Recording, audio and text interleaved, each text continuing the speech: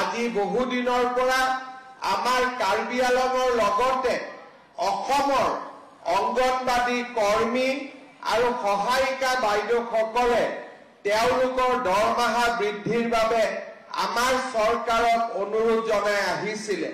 মই আপোনালোকক ক'ব খুজিছো যে অহা 1 অক্টোবৰৰ পৰা আমি আপোনালোকৰ দৰমহাও বৃদ্ধি কৰিম আৰু লগতে আপোনালোকক এটা এককালীন সাহায্যও আমি আগবঢ়াম।